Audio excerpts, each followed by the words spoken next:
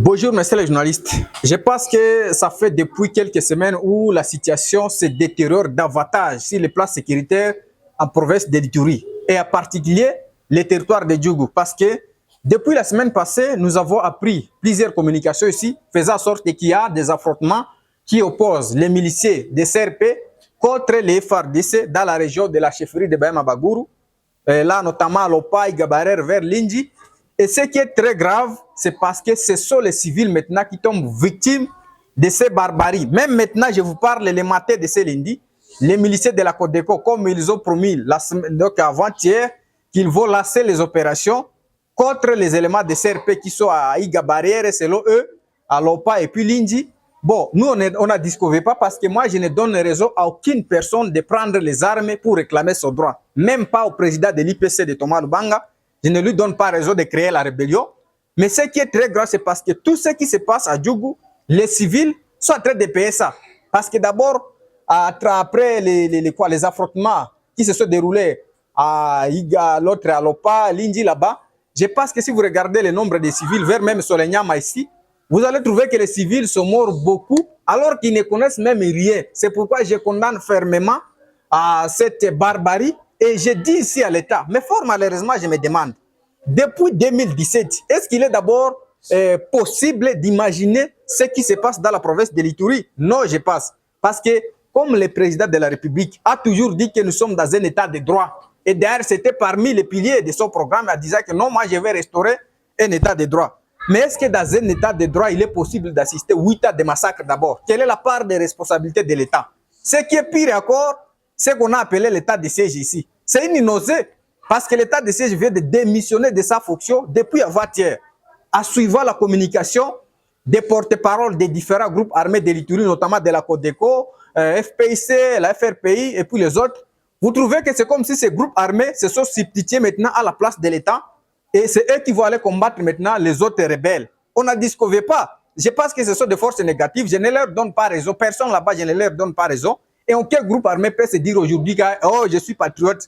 Comme j'ai suivi dans les réseaux sociaux, certains membres du gouvernement provincial qualifient la Codeco comme des patriotes.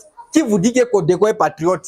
Qui ignore aujourd'hui que la Codeco, sa principale cible, ce sont les civils? Quand bien même ils parlent aujourd'hui, là, ils sont là à l'OPA, ils disent que non, il ne faut pas toucher les civils. Mais je connais que la cible de la Codeco, ce sont les civils. Est-ce que qui ne connaît pas le mode opératoire de la Codeco? Que le gouvernement congolais est dans la velléité et aussi sa politique de l'état de siège. Ce n'est pas une bonne politique parce que si vous regardez, les miliciens prennent l'audace de se substituer à la place de l'État, ça reste à désirer. Moi-même, je me pose la question et j'ai compris à la fin que non, l'état de siège vient de démissionner de sa fonction. Donc il y a un vide étatique maintenant, l'absence totale de l'autorité de l'État en Ituri parce que les miliciens se sont substitués maintenant à la place de l'État. Il n'y a aucun groupe armé là-bas qui peut se faire patriote maintenant. Parce que ce sont des sanguinaires qui ont versé les sang des civils. Il n'y a personne qui peut lui donner raison là-bas. Que ce soit Thomas Lubanga, donc et l'autre CRP, et que ce soit Codeco, FPIC, tous ces gens-là, je pense qu'il n'y a aucune milice qui a raison de se faire appeler maintenant patriote parce qu'ils sont tous ces gens-là ont versé le sang. Et ce qui est très grave, je condamne toujours les barbaries dont les populations civiles sont des victimes.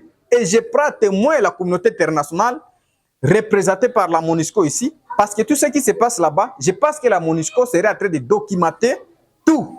Parce que les civils ne peuvent pas mourir comme ça sur ceux qui ne connaissent pas. C'est vrai que les miliciens, oh non, bon, nous allons peut-être attaquer tel groupe armé.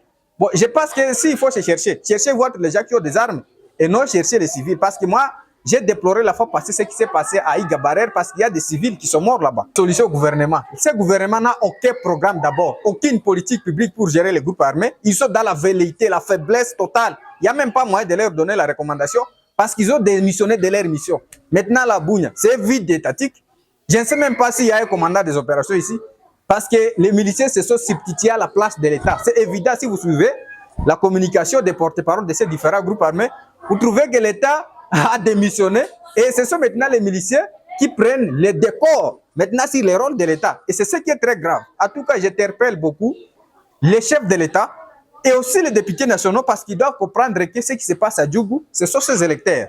Il ne faut pas garder le silence.